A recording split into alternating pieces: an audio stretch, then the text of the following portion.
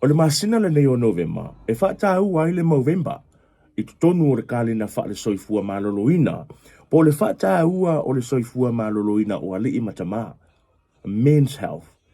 E ta talo atu lo tātou atunu, ai maise lava, tātou o tamā malii, ina ia ave lau whaamua, ma ave lau whaamamafa, i loi soifua maloloina. E ta tau o na numero tasi, loi soifua maloloina, le whaatūlanga ina, o le lisi o vaenga po o mea e ave iai lau whaamua.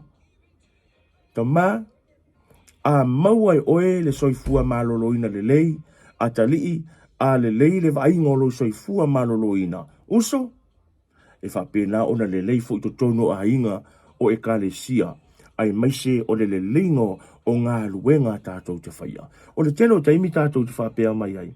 Man, time is going so fast. Sawa te lele alo le taimi. Ai, o te tali tonu. O le taimi ma le vai o le wati.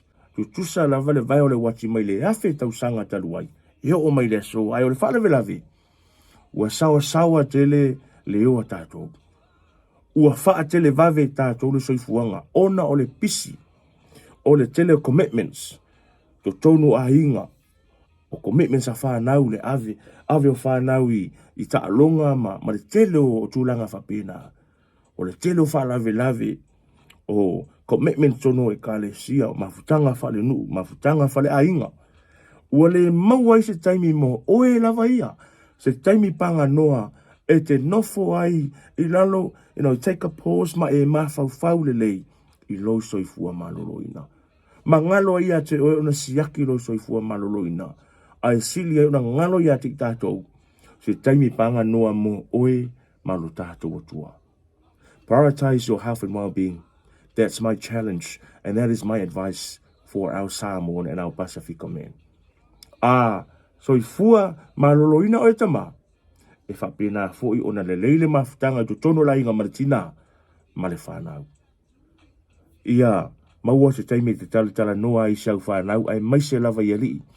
Tele ia whanau talavou ua mau soifua ona o le pule i le ola. E mafua mai, we are too busy committing to whaalavelave ma isi tūlanga faapena o te leo whaaleanga ina whaalavelave. But we are too busy with those commitments. Ai ngalo ai a tātou ona vaai le leile whanau.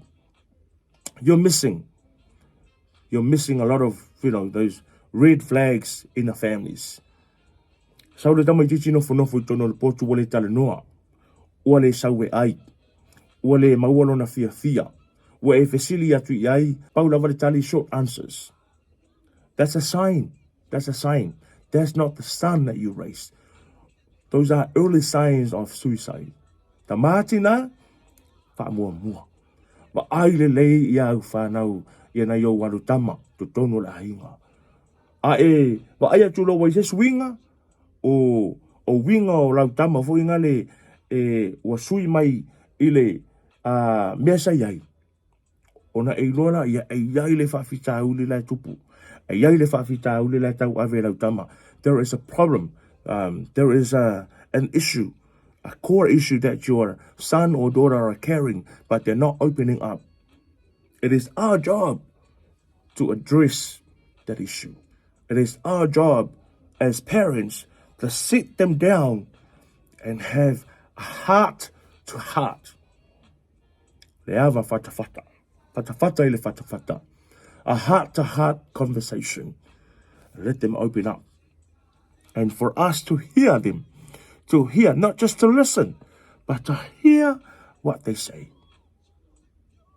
Ia manuia tele la wale wha manatuina o le Movember. Happy Movember. Soifua.